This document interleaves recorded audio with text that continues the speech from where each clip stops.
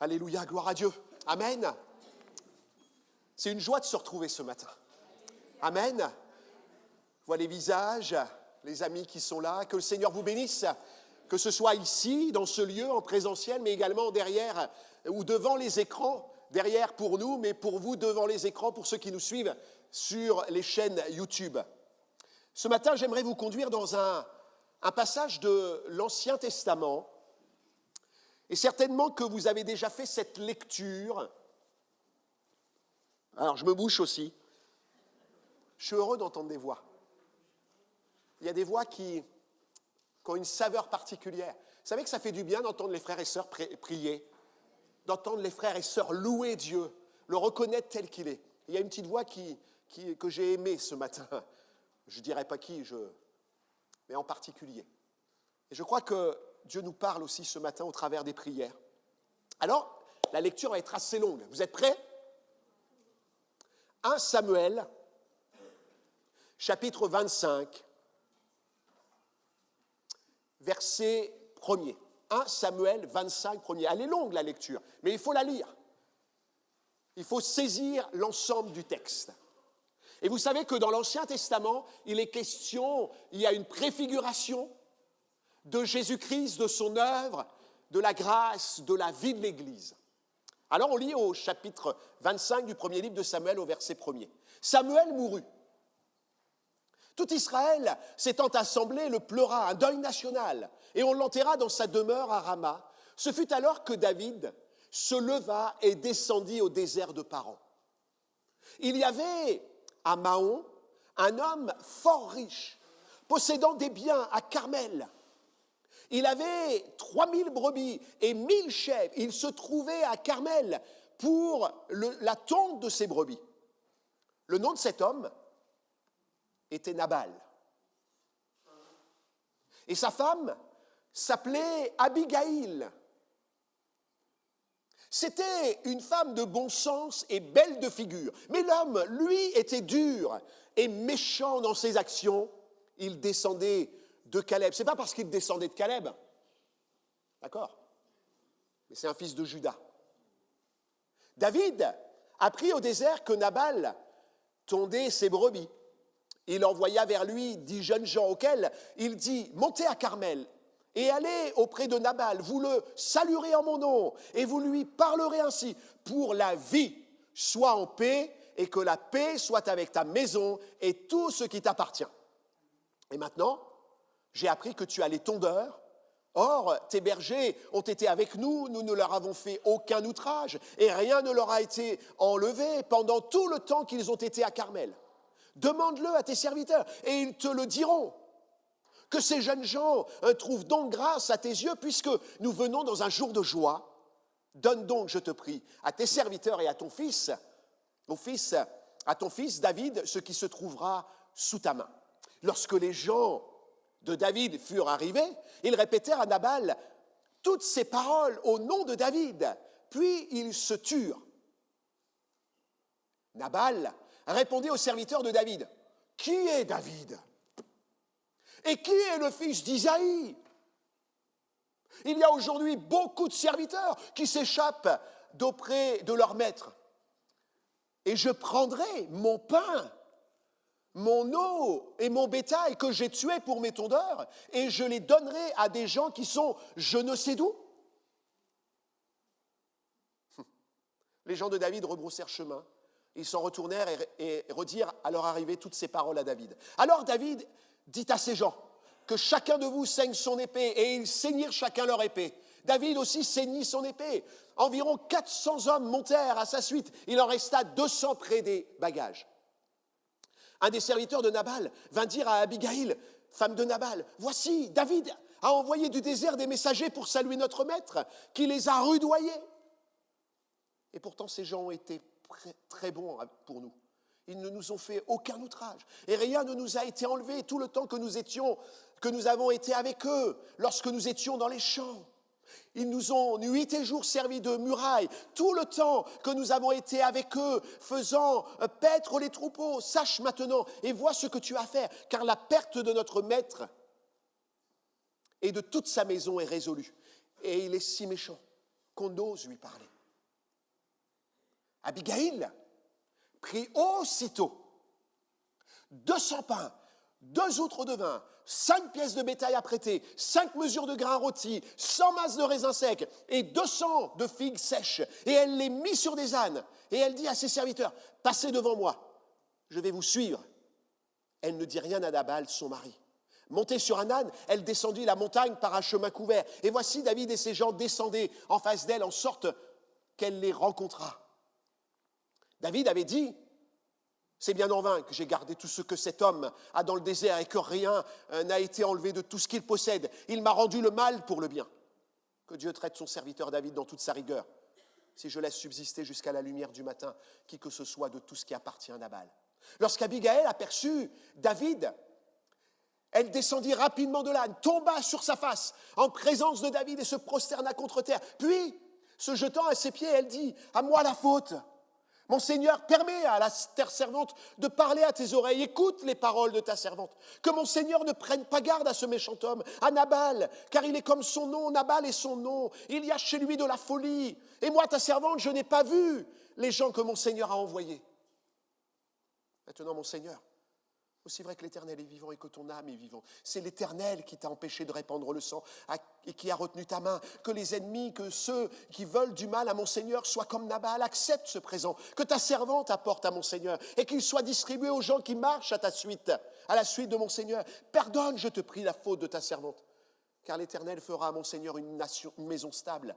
Pardonne, car mon Seigneur soutient les guerres de l'Éternel et la méchanceté ne se trouvera jamais en toi. S'il s'élève quelqu'un qui te poursuive et qui en veuille à ta vie, l'âme de mon Seigneur sera liée dans le faisceau des vivants auprès de l'Éternel ton Dieu, et il lancera du creux de la fronde l'âme de tes ennemis.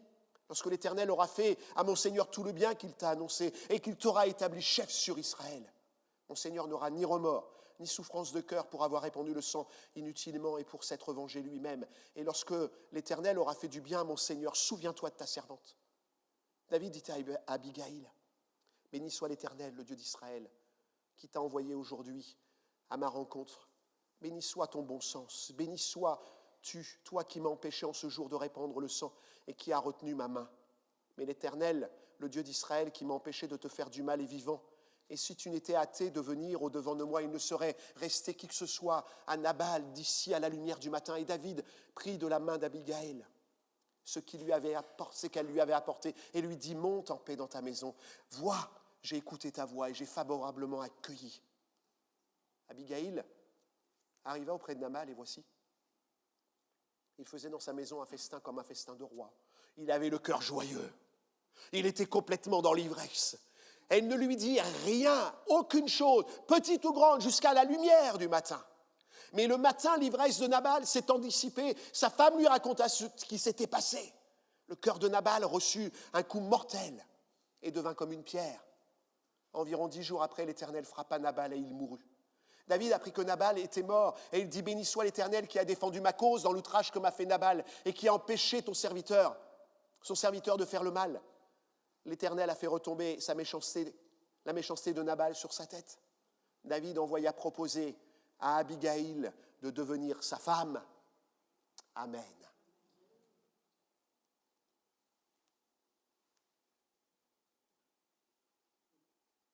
Ce récit, de prime abord, pourrait nous sembler un vrai mélodrame. Est-ce que ça vous a parlé ?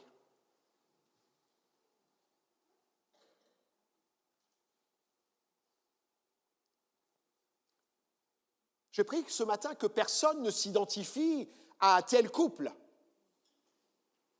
même si parfois on le vit dans notre société, et il y a des drames semblables. Et je crois que Dieu sauve, alléluia, transforme les cœurs. Ce matin, en réalité, ce texte est riche de Christ, riche de ce que l'Église est. Il y a, dans les textes historiques, poétiques, il y a la préfiguration de l'œuvre majestueuse de Christ, de la vie de son Église, mais aussi de l'ennemi de ceux qui sont opposés à l'Église. Ce passage du premier livre des rois symbolise le rôle de l'Église, le rôle de ma vie en tant que chrétien. Chacune de ces trois personnes est un type. Et quand vous lirez maintenant les textes de l'Ancien Testament, réfléchissez, priez Dieu qu'il vous fasse voir quel est son message. David, dans ce texte, c'est le type de Christ. Le roi oint, le roi qui est sur la terre, qui est là, qui vit, il était poussé par Saül. Et cet homme, pourtant, a la royauté, mais son royaume n'est pas arrivé. Christ est roi, mais son royaume n'est pas arrivé. Il est là, il circule sur la terre. Il cherche qui pourra l'accueillir. Nabal, c'est le type du monde, de celui, de celle qui ne veut pas du roi, qui ne veut pas de Jésus, qui ne veut pas de celui qui va régner. Son nom signifie fou, insensé. Il ne reconnaît pas en David le futur roi. Vous l'avez lu avec moi? Vous avez bien tout lu avec moi? C'était long, hein? Mais c'était nécessaire. Nabal avait une certaine connaissance de David. Il va lui dire, mais David, c'est qui ce fils d'Isaïe? D'ailleurs, c'est lui qui va préciser. Il avait une certaine connaissance.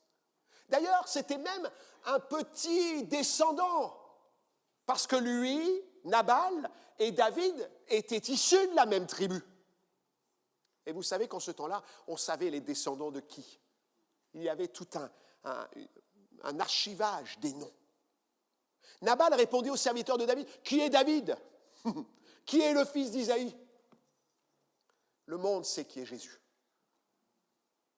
Le monde sait qui est Jésus. Le monde sait qui est Dieu. Le monde a entendu parler. Et encore, dans les fêtes de Noël, on a encore davantage presque entendu parler de cet enfant né dans la crèche. David a eu de la bonté à l'égard de cet homme, comme il a de la bonté à l'égard du monde.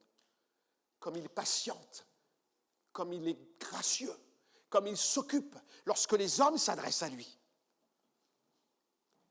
Et puis, il y a Abigail. Abigail, c'est sur elle que j'aimerais m'arrêter quelques instants ce matin. Alors je vais essayer de faire très vite. Et la première point que j'aimerais partager avec vous, c'est le portrait d'Abigail, rapidement. Abigail, c'est le type de l'Église. Abigail, c'est le chrétien, la chrétienne.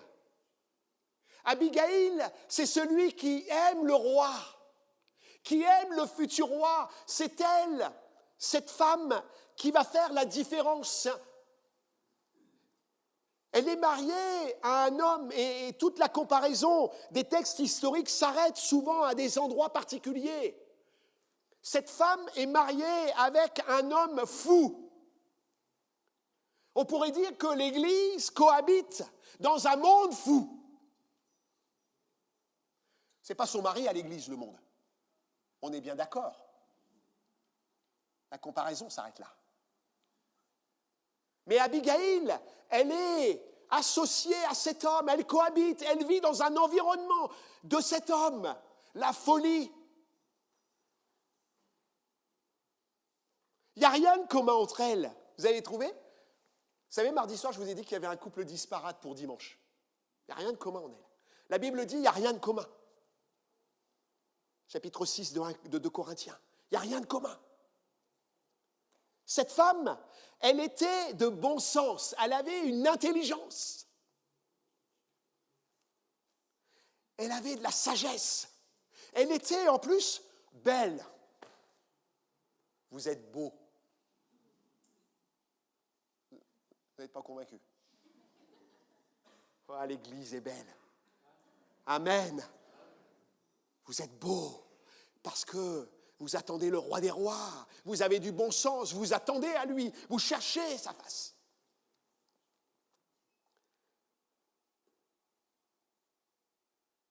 Elle va être à l'écoute et elle va savoir dire la vérité dans la paix. Cette femme a fait la différence. Au verset 36-37, j'ai noté ceci. Abigail arriva même, après avoir vécu tout ce qu'elle a vécu avec David, va attendre, elle va être sage, elle va être intelligente. Elle va attendre que Nabal soit dégrisé. Ma maman attendait mon père le lendemain pour lui parler. Ça ne vous parle pas, ça, dans vos couples? Dans des maisons, peut-être des enfants ont vécu ça. Il fallait attendre que l'esprit soit clair pour parler. Abigail va faire ça, va être sage, elle va être dans la vérité et dans la paix. Et je crois que l'Église est pleine et belle, pleine de bon sens. Mais là, ça s'arrête la comparaison entre Nabal et Abigail. Pour nous, pour ce qui concerne l'Église, ne vous mettez pas, la parole dit, avec les infidèles sous un joug étranger. Car quel rapport y a-t-il entre la justice et l'iniquité? Et qu'y a-t-il de commun entre la lumière et les ténèbres? Son attitude à Abigail, ses pensées ne sont pas celles du monde. L'Église n'a pas ces pensées-là, n'a pas cette attitude-là. En revanche, nous cohabitons, nous coexistons dans le monde, avec le monde. Et peut-être il se peut qu'à la maison, nous ayons un mari inconverti, une épouse inconvertie, des enfants inconvertis.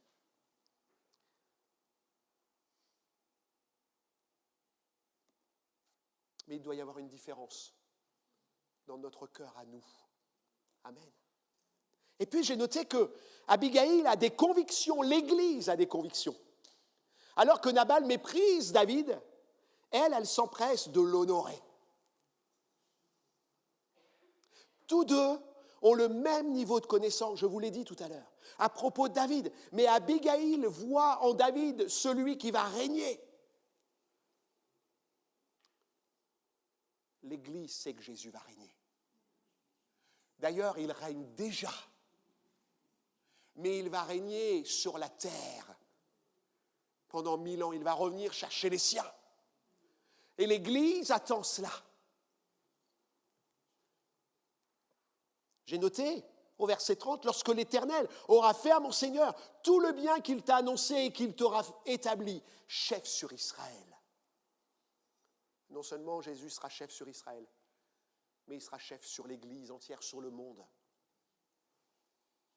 Le monde sait qui est Dieu. Il a entendu parler de Jésus. La Bible déclare dans l'évangile de Jean, parlant de la lumière qui n'est autre que Jésus, au chapitre 1er de Jean et au verset 10, elle était dans le monde et le monde a été fait par elle. Et le monde ne l'a point connue, elle est venue chez les siens et les siens ne l'ont pas reçue. Nabal, descendant de Caleb, lui-même descendant de Juda, savait que David était aussi de cette tribu. Et elle n'est pas venue dans sa maison. Et puis, j'ai noté également qu'Abigail a de l'amour pour sa maison. Et c'est ça qui, ce matin, me touche.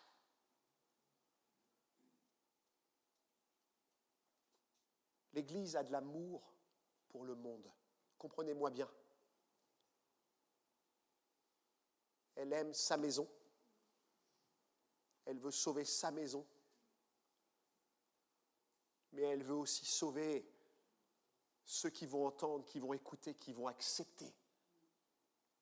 Elle a de l'amour pour sa maison. Elle veut la sauver. Elle ne se laisse pas décourager par l'annonce des serviteurs de Nabal. Sache maintenant et vois ce que tu as à faire, car la perte de notre maître et de toute sa maison est résolue. Il est si méchant qu'on ose lui parler. Elle ne peut se résigner à voir ses proches, à voir peut-être des gens qui suivaient même Nabal. Ces serviteurs-là, qui étaient soumis au despotisme. Ils n'osaient même pas lui parler.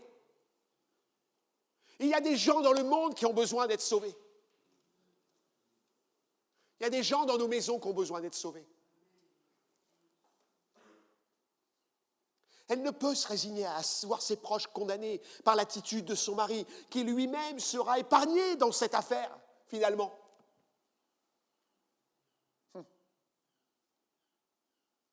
Il me semble que l'Église ne peut demeurer sans agir devant la perte du monde. Maman, papa, ce matin, tu ne peux laisser tes enfants se perdre. Maman, papa, tu ne peux pas être indifférent à ton enfant qui peut-être te fait les 400 coups. Maman, papa, il faut que tu sois une Abigail. Femme, mari, ton conjoint, ta conjointe, sois une Abigail. Abigail a dans son cœur l'assurance qu'il ne peut être autrement que la grâce. Elle sait que David, si elle va intervenir auprès de lui, il va gracier. Il va arrêter le jugement.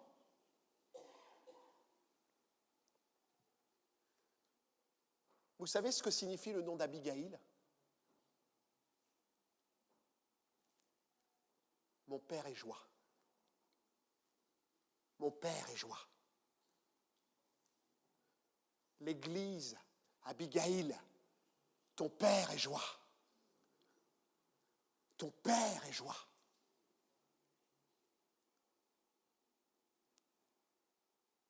Je voudrais vous dire ce matin, il y a un verset qui résonne à ça. Le Seigneur ne tarde pas dans l'accomplissement de la promesse. Comme quelques-uns le croient, mais il use de patience. Ne voulant qu'aucun périsse, mais voulant que tous arrivent à la repentance. Ça, c'est le portrait d'Abigail. Mais Abigail ne va pas se contenter d'avoir cette image. Abigail, c'est son cœur. C'est qui elle est. J'aime beaucoup aimer les chants ce matin. Je sais qui elle est, Abigail. Tu sais qui tu es. Abigail fait la différence. Abigail a de l'amour. Abigail a des convictions. L'Église a des convictions. Mon frère, ma soeur, tu as des convictions. Tu as de l'amour. Alors, ce deuxième point, et on va le défiler comme ça en 4 points, puis j'arrêterai en temps et en heure. Portrait d'Abigail, ce qui elle est, va la conduire à faire ce qu'elle est.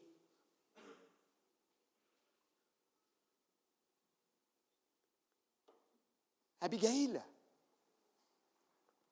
va avoir une attitude. Sa différence, ses convictions, son amour vont la conduire à agir, vont la conduire à se placer devant le futur roi. Et c'est l'Église qui est appelée à faire ça. C'est moi, en tant qu'individu, en tant que chrétien. Et la première des choses que Abigail, dans ce deuxième point, va faire, c'est l'aspect pratique pour nous, pour l'attitude de cœur. Abigail va avoir 4 actions au travers de ce texte. Peut-être qu'il y en aurait d'autres, mais j'en ai noté 4. La première des choses, c'est qu'elle va s'humilier. L'Église doit s'humilier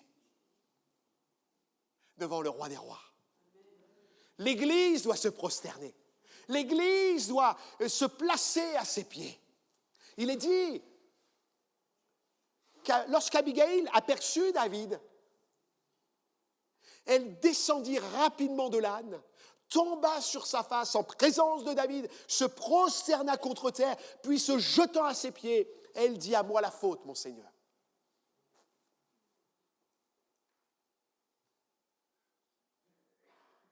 Est-ce que nous savons nous humilier?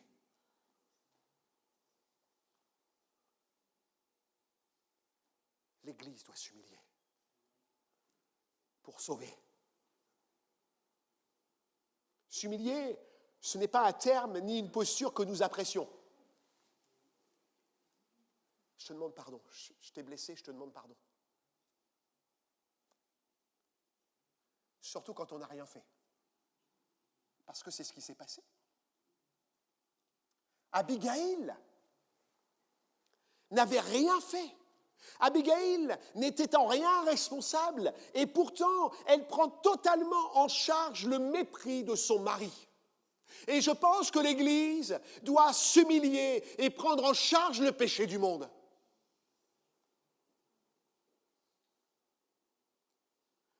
C'est comme ça qu'elle va épargner sa maison. C'est comme ça qu'elle va épargner même son mari. C'est comme ça qu'elle va épargner les serviteurs, peut-être des enfants, on ne sait pas ce qu'il y avait. Mais elle va épargner sa maison. Mon frère, ma soeur, est-ce que tu es prêt à t'humilier pour sauver tes enfants? Peut-être qu'ils sont dans le péché, tu n'es pas responsable. Ah, j'ai entendu. Mais peut-être que parfois nos comportements ont emmené les enfants dans le péché. Parce que nous-mêmes n'avons pas été à la hauteur. Ce n'est pas une culpabilisation que je veux ce matin. Ce n'est pas ça. Je crois que Dieu est compatissant, riche en bonté, lent à la colère. Mais Abigail va tomber aux pieds du roi. Et alors que son mari est un fou, elle va l'épargner. Es-tu prêt à épargner ton mari, ton épouse, tes enfants? Avons-nous déjà demandé pardon pour le péché d'autrui? Jésus l'a accompli. Père, pardonne-leur, car ils ne savent ce qu'ils font. Et j'ai toujours tendance à dire qu'on ne peut pas aller en deçà de ce que Christ a fait. Ce n'est pas possible. Le serviteur n'est pas plus grand que le maître. Si Jésus a pardonné les péchés des autres qu'il n'a pas commis, pourquoi pas nous? Pourquoi pas nous? Des fois, je dis, Seigneur, pardonne le péché du monde. Je le dis dans ma prière. Pardonne le péché de mes enfants. Job, vous vous rappelez de Job? Il demandait pardon pour les péchés de ses enfants parce qu'il ne savait pas ce qu'il faisait. Ne sommes-nous pas appelés à le vivre en tant que disciples de Christ? Moïse a demandé pardon pour Israël. Nombre 14, verset 19. Pardonne l'iniquité de ce peuple selon la grandeur de ta miséricorde, comme tu as pardonné à ce peuple depuis l'Égypte jusqu'ici. Daniel a demandé pardon. Seigneur, écoute, ton nom est Seigneur, pardonne. Seigneur, sois attentif, agis et ne tarde pas. Par l'amour pour toi, ô mon Dieu, car ton nom est invoqué sur la ville et sur ton peuple. Je parlais encore, je priais, je confessais mon péché, le péché de mon peuple d'Israël. C'est comme ça qu'ils vont voir la gloire. C'est comme ça qu'ils vont voir la gloire. C'est par cette attitude que Dieu veut bénir nos familles, notre entourage. Et puis, Abigail n'a pas jugé, ne s'est pas dédouanée, elle a excusé. Et puis c'est le deuxième paragraphe que j'ai noté, elle va supplier, elle va demander, elle va s'humilier, elle va demander pardon, mais elle va supplier. Elle va supplier. C'est bien de demander pardon, mais c'est bien de prier pour. Ça y est, Seigneur, j'ai fait. Je pardonne, mais j'oublie pas. Non, il y a une supplication derrière. Seigneur, je te prie. Seigneur, je te demande pardon pour leurs péchés, mais je te prie de les bénir.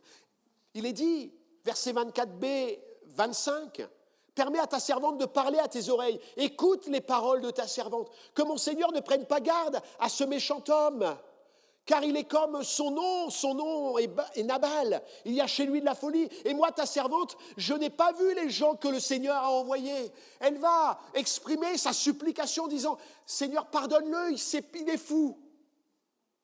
Je te supplie. Je te supplie. Je n'ai pas entendu ce que tu as fait dire par tes serviteurs.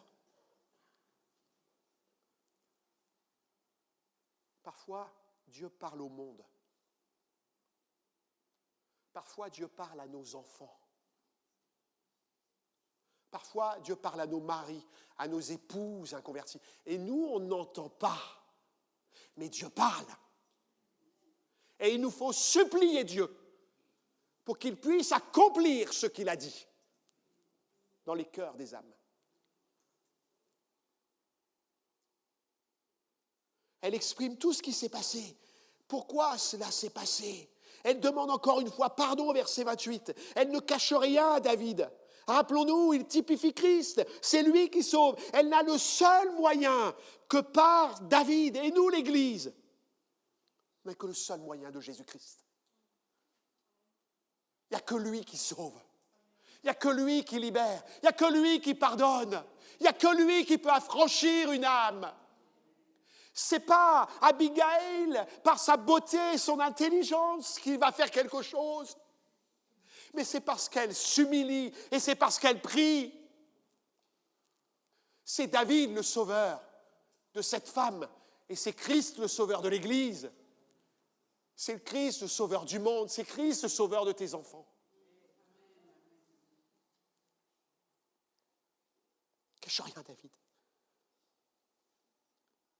J'aime ce texte de Pierre qui nous parle de prière et d'amour couvrant les fautes. La fin de toute chose est proche, mes frères et sœurs. Soyons donc sages et sobres pour vaquer à la prière. Avant tout, ayez les uns pour les autres une ardente charité. Vous savez quoi? Car la charité couvre une multitude de péchés. 1 Pierre 4, 7, 8. Paul invitera Timothée à cette même supplication. J'exhorte donc avant toute chose à prier, à faire des prières, des supplications, des requêtes, des actions de grâce pour tous les hommes. Ce n'est pas dit tous les chrétiens, tous les hommes. Pour les rois, pour tous ceux qui sont élevés en dignité, afin que nous menions une vie paisible, tranquille, en toute piété et honnêteté. Cela est bon et agréable devant Dieu, notre Sauveur, qui veut que tous les hommes soient sauvés et parviennent à la connaissance de la vérité. Abigail, nous sommes Abigail. Je suis Abigail. Je suis celle qui s'humilie, celle qui intercède, supplie. Et puis je suis celle qui offre, qui s'offre. Avez-vous vu ce qu'elle a fait? Le terme peut être fort, mais c'est une réalité. Cette femme va dire ceci au verset 26, 27. Maintenant, mon Seigneur, aussi vrai que l'Éternel est vivant et que ton âme est vivante, c'est l'Éternel qui t'a empêché de répandre le sang et qui a retenu ta main. Que tes ennemis, que ceux qui en veulent du mal à mon Seigneur soient comme Nabal. Accepte ce présent que ta servante apporte à mon Seigneur et qu'il soit distribué aux gens qui marchent à la suite de mon Seigneur. Elle va s'offrir. Elle va donner. Je ne sais pas comment aurait réagi Nabal s'il avait été au courant de ce que sa femme avait fait. Lui, il avait certainement préparé les choses en amont pour les tondeurs, pour ceux qui étaient là comme une fête, pour célébrer ce printemps, ce renouveau, parce que c'était ça. La tonte des brebis, ce n'est pas en hiver qu'on l'a fait, c'est au printemps. On les décharge de cette laine qui les a protégés pendant l'hiver pour qu'une saison nouvelle vienne. Et Abigail va prendre pour honorer le roi. D'ailleurs, elle l'a préparé dans le secret, nous est-il dit. Elle est passée pour un chemin couvert. Et ça me fait penser à cette parole de Christ qui dit « Va dans ta chambre ». Ferme la porte. Et là, dans le secret, prie le Père. Supplie-le, offre-toi, crie. Donne ta vie pour tes enfants, donne ta vie pour ton mari, donne ta vie pour le monde.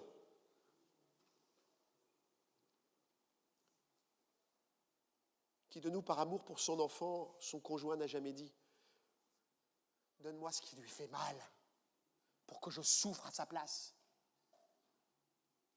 Cette femme va offrir ce qui était détourné. Elle va l'offrir à David. Comme on pourrait dire, Seigneur, je veux prendre la souffrance de mon époux, je veux prendre, Seigneur, les douleurs de mes enfants.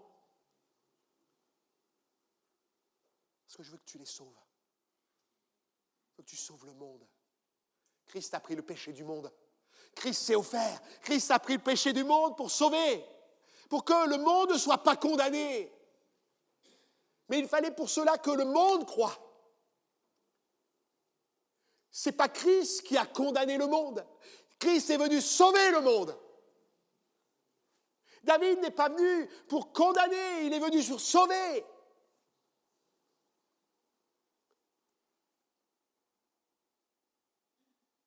Paul dira aux Romains, je vous exhorte donc, frères et sœurs, par les compassions de Christ, les compassions de Dieu, à offrir vos corps comme un sacrifice vivant. Oh non, non, Seigneur, non, certainement pas. Saint, agréable, à Dieu ce sera de votre part un culte raisonnable. Seigneur, prends ma vie, prends mon cœur, prends mon âme. On le chante ce chant-là. Hein. Ne vous conformez pas au siècle présent, mais soyez transformés par le renouvellement de l'intelligence, afin que vous discerniez quelle est la volonté de Dieu, ce qui est bon, agréable et parfait. Elle s'est humiliée. Elle a supplié. Elle s'est offert. Et elle a glorifié. Abigail a glorifié David. Abigail, elle s'est prosternée, mais elle a eu des paroles de gloire pour David. Elle l'a élevé, elle l'a amené même dans une parole prophétique. Elle a dit, tu vas être roi, Dieu t'a élu roi, tu vas le devenir, et j'attends que tu rentres dans ton règne. Abigail va glorifier le roi des rois, avant même qu'il soit sur son trône. Pardonne, je te prie, la faute de ta servante, car l'Éternel fera à mon Seigneur une maison stable. Pardonne, car mon Seigneur soutient les guerres de l'Éternel, et la méchanceté ne se trouvera jamais en toi. Elle proclame ici encore l'image de Christ, qui n'a jamais péché.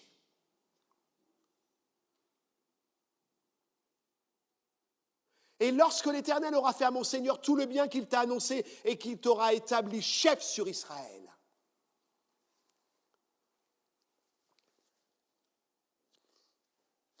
elle vit ce que Jésus a déclaré. C'est pourquoi quiconque me confessera devant les hommes, je confesserai aussi devant mon Père qui est dans les cieux. Oh Abigail, cette femme, l'Église, toi mon frère, ma sœur, si tu confesses son nom, il confessera le tien.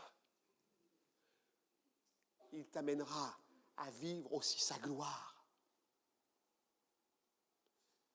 Notre texte nous dit, David prit de la main d'Abigail ce qu'elle lui avait apporté.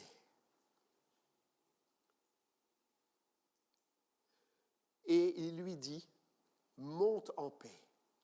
Dans ta maison, vois, j'ai écouté ta voix, je t'ai favorablement accueilli.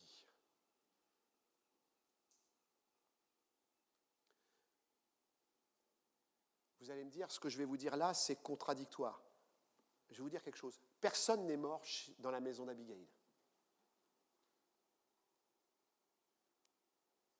Personne n'est mort. Vous êtes d'accord? Oui ou non? Personne n'est mort dans la maison d'Abigail.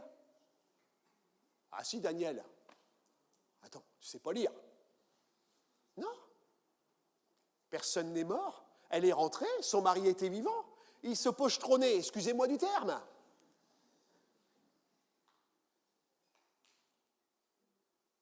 Ah oui.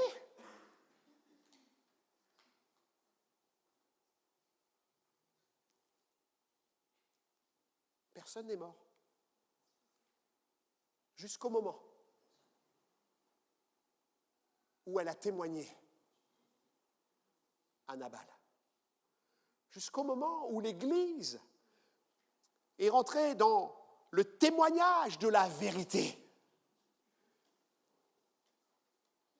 Dans le témoignage de la parole de Dieu. Dans le témoignage que David est réellement roi. Et que s'il ne se soumettait pas finalement à la royauté de David, il aurait pu mourir. Le monde, s'il n'écoute pas ce que l'Église dit, s'il n'entend pas, ce n'est pas l'Église qui le fait mourir. Ce n'est pas Jésus qui le fait mourir. C'est sa conscience. face à Dieu. C'est ce qui s'est passé dans ce texte. La fin de ce récit pourrait conclure, et je termine, à un échec. Nabal est mort. Abigail aurait-elle failli dans sa maison, dans sa mission, pardon? Non, car sa famille a été épargnée. Ses proches ont été sauvés. Nabal a été sauvé.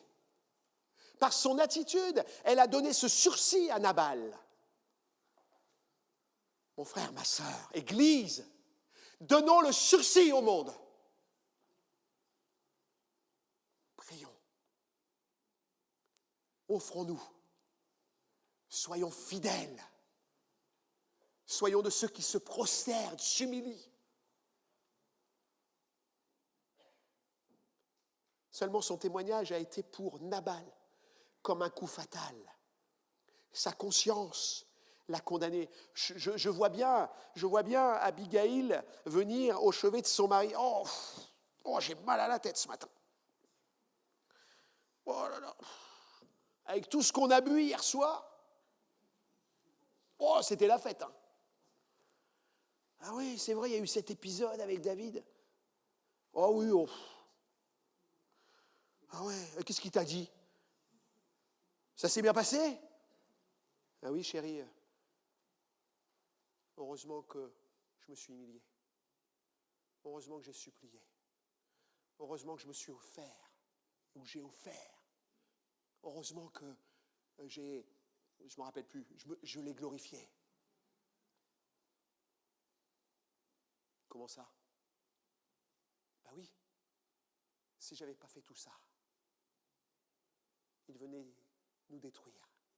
Il venait mettre son jugement sur ma maison.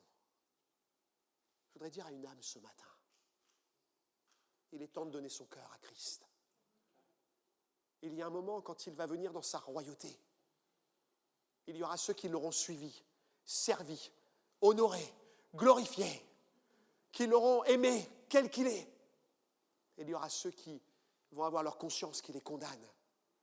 Je suis passé à côté du message. Je suis passé à côté de l'appel. Son entêtement, sa résistance, son rejet ont conduit Nabal à la mort. Je voudrais te dire, mon frère, ma sœur, si tu tiens ton rôle d'Abigail, ne te culpabilise pas.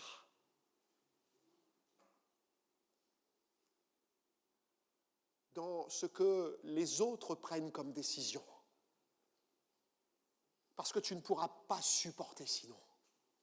Tu dois être de cette Abigail qui poursuit l'œuvre, mais ne te culpabilise pas. S'il te plaît, fais l'œuvre d'Abigail, fais l'œuvre de ce témoignage, fais l'œuvre, mais ne te culpabilise pas. Ce n'est pas Abigail qui a tué son mari. Dans ce texte, je parle bien. Ce n'est pas David qui a tué Nabal. Nabal s'est condamné lui-même parce qu'il n'a pas voulu obéir, parce qu'il n'a pas aimé comme Abigail. Comme Abigail, si tu, si l'Église accomplit son rôle, alors notre monde peut être sauvé au bénéfice du salut et de la grâce. Jésus a dit, si quelqu'un entend mes paroles et ne les garde point, ce n'est pas moi qui le juge. Car je suis venu non pour juger le monde. À la veille de Noël, dans les jours qui vont venir, on va célébrer la naissance de Jésus. Jésus n'est pas venu pour juger le monde, mais pour le sauver, pour qu'il parvienne à la vie éternelle. Bien-aimée Église, soyons de ce canal de salut, ce canal de la grâce. C'était le titre de mon message. L'Église, le canal de la grâce, le canal du salut. Que nos familles, nos proches soient impactés. Pour cela, demeurons dans l'humilité, dans l'adoration, la prosternation. Persévérons dans les supplications. Offrons ce que nous avons de meilleur. Offrons nos vies. Et ayons de la reconnaissance pour celui qui va nous faire participer à son royaume. Je n'ai pas lu la fin du chapitre 25. Il y a une belle image là. David n'a pas cherché à séduire cette femme-là. On sait. David a eu ses travers, mais il y a une image spirituelle ici. David a su que Nabal était mort. David est venu voir Abigail, a envoyé des messagers, a dit « Tu veux venir avec moi? Tu veux être mon épouse ?» Il y a ici l'image de l'Église qui va être emmenée avec son roi des rois. Elle va se détacher du monde, elle va se détacher des choses terrestres pour aller dans le royaume du Père, le royaume du Fils. Je crois que ce matin, que nous puissions être de ceux qui, dans l'année, dans les jours qui viennent, vont terminer l'année en disant « Seigneur, je vais être Abigail, je vais être l'Église, je vais être ce canal, je vais être ce chrétien, je vais être cette chrétienne, je vais être ce papa, je vais être cette maman, cet époux. » Est-ce qu'on peut prier? Je pense que vous lirez différemment les textes de l'Ancien Testament pour voir qu'il y a toujours l'image, l'empreinte de Christ, le salut par grâce. Seigneur, bénis ta parole. Que nous soyons de ces Abigail spirituels, même si nous cohabitons, coexistons dans le monde et que nous connaissons sa folie. Nous croyons aussi que Abigail, l'Église, a son rôle. Seigneur, pour sauver, pour épargner, pour faire patienter. Seigneur, donne-nous, s'il te plaît, de nous tenir dans l'humilité, que ce soit dans l'exercice de l'Église, mais l'exercice de notre foi. Personnel, Seigneur, je veux m'humilier devant toi, te demander pardon, afin que le péché de ceux qui m'entourent soit pardonné. Je te supplie de sauver. Et pour cela, j'offre mon temps, j'offre ma vie. Seigneur, l'Église s'offre pour être le canal de la grâce, le canal du salut. Seigneur, sois glorifié ce matin. Sois exalté. Tu es digne de louange et d'adoration, Père. Amen. Amen.